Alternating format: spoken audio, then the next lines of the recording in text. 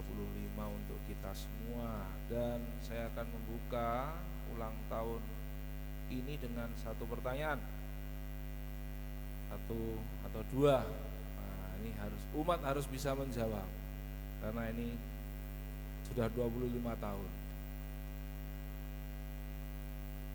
Anda lihat tabernakel kita itu, tabernakel yang di tengah situ. Nah, ini pertanyaannya. Itu gambar, itu kan tabernakel itu ada gambar timbulnya. Itu gambar timbul apa? Ayo, yang tahu? Apa? Itu gambar timbul apa? Itu gambar timbul Maria dan Yesus memang betul, tetapi lebih spesifik lagi, itu Maria dan Yesus apa?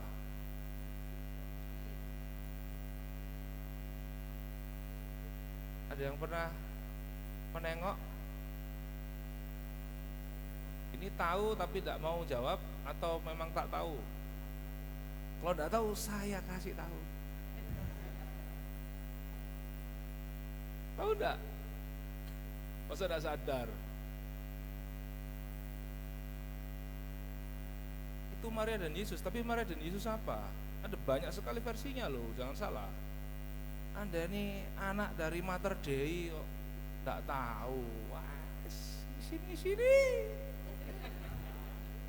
Ayo. Serius ini.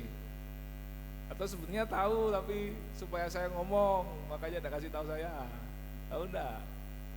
Itu gambar timbul itu berasal dari ikon, salah satu ikon yang judul ikonnya adalah Maria apa? Maria udahlah, bukan. Saya tidak menangkap bisi-bisi yang benar kayaknya. Maria penolong abadi. Serius. Jadi ibu bapak nanti cari saja. Ada namanya ikon Maria penolong abadi. Cari saja nanti. Kalau tidak percaya sama saya, cari di internet Maria penolong abadi, atau bahasa Inggrisnya Mary Perpetual Help. Itu adalah satu dari sekian banyak ikon Bunda Maria.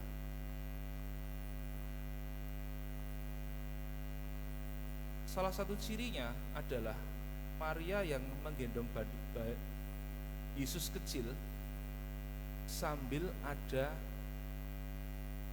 sendalnya yang terjatuh. Iya, Anda mungkin akan ketawa. Nanti kalau tidak percaya Anda lihat saja Maria penolong abadi.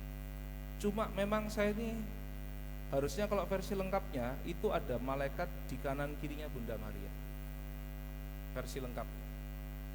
Tapi nanti biar saya pastikan lagi, karena berkali-kali saya lihat. Kenapa saya tahu? Karena itu adalah ikon favorit saya. Itu ikon favorit saya. Maria penolong abadi itu adalah salah satu ikon itu menjadi devosi saya pribadi selama 5,5 tahun ke belakang. Karena itulah saya mengenal dengan baik ini ikon Maria penolong abadi. Bu Bapak, saudari-saudaraku yang terkasih, Bunda Maria adalah sosok yang sangat istimewa, sangat istimewa. Kalau Anda bertanya kenapa ya? Kenapa di awal tahun, di tahun baru itu ditempatkan hari raya Maria Bunda Allah? Kenapa sangat istimewa sekali Bunda Maria itu? Itu hitung-hitung adalah, kalau Anda memahami kenapa demikian, Anda harus memahami dalam konteks Natal. Ibu bapak,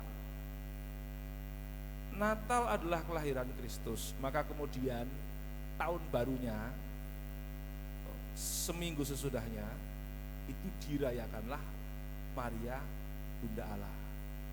Jadi Anda jangan melihat ini sekedar sebagai tahun baru maka Maria Bunda Allah, tidak, tetapi sebagai bagian dari masih oktav Natal. Ini adalah bagian dari iman kita, bagaimana Maria itu dianggap sebagai Bunda Allah. Jadi tidak bisa lepas dari peristiwa Natal, perayaan Hari Raya Maria Bunda Allah ini. Lalu selanjutnya adalah seperti ini. Seberapa penting Maria itu mendapat gelar Bunda Allah. Jadi begini Ibu Bapak, saya kasih tahu. Jadi ceritanya adalah pada tahun 400-an sesudah Masehi, Bu Bapak ya, ini ceritanya.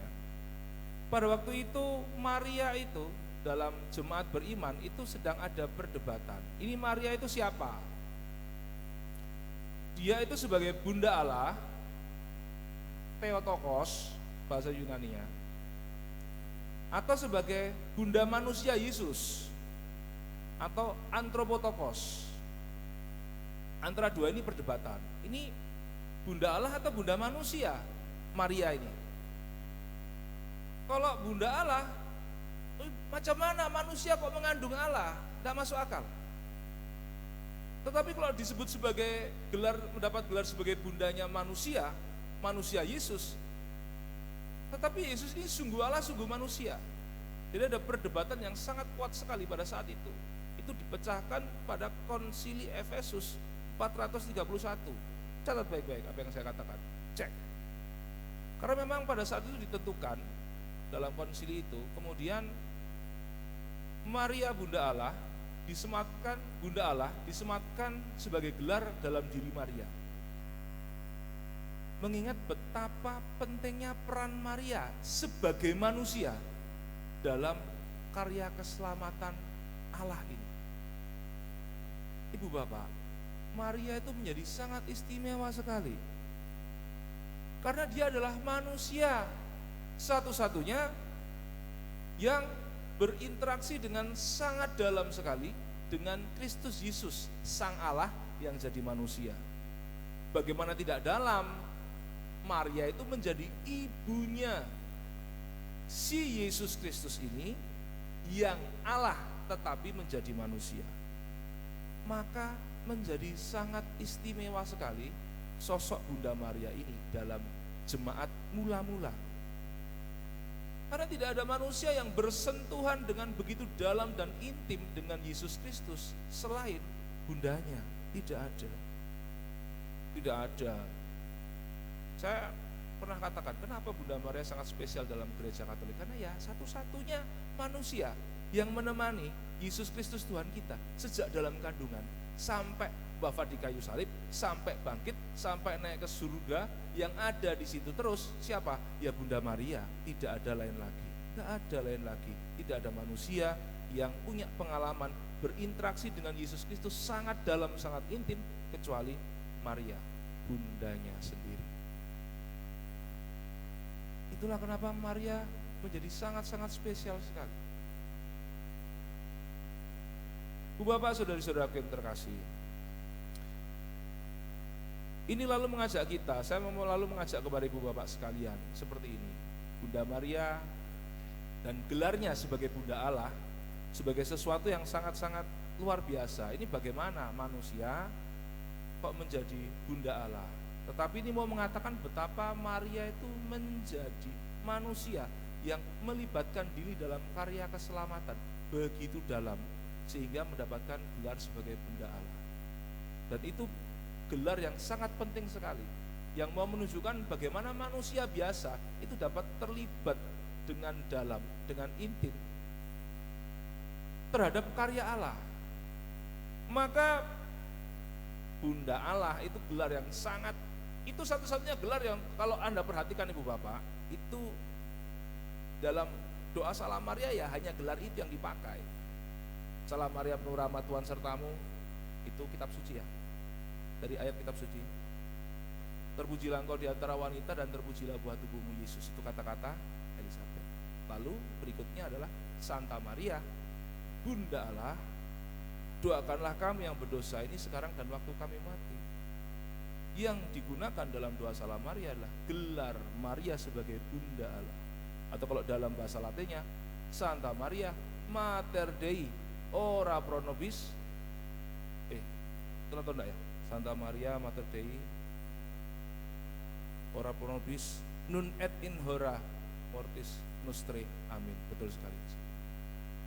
Bapak, saudara-saudara yang terkasih, maka pada awal tahun baru ini saya mau mengajak kita untuk menjadi seperti Bunda Maria, yakni manusia yang mau sungguh terlibat dalam dengan Allah. Anda mungkin seringkali merasa, aduh saya ini kok kalau bicara mengenai sesuatu yang suci-suci ini tidak cocok. Saya merasa kalau bicara mengenai Allah sesuatu yang tidak cocok atau jauh dari saya banyak dosanya. Tidak. Kita manusia bisa seperti Maria yang terlibat sangat intim dan dalam dengan keilahian.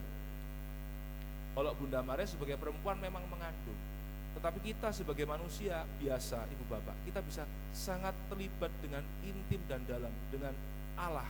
Dengan cara apa? Dengan cara doa, dengan cara usaha untuk menjadi semakin menyerupai Kristus. Seperti itu. Kalau kita membicarakan hal-hal yang suci, luhur, mulia, Anda jangan merasa wah, kok aku ngomong kayak sok suci ya? Enggak. Justru itulah panggilan kita. Maka kalau Anda melihat Bunda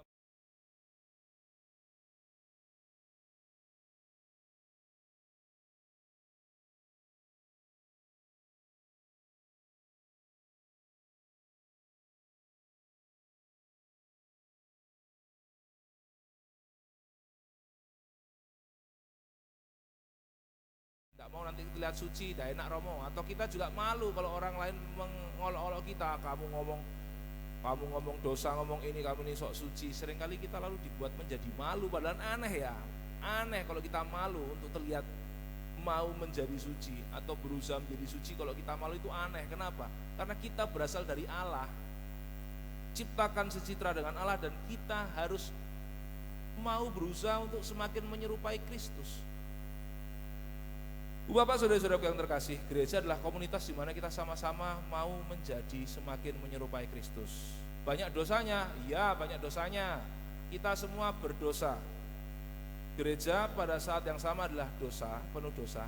Pada saat yang sama adalah suci dan kudus.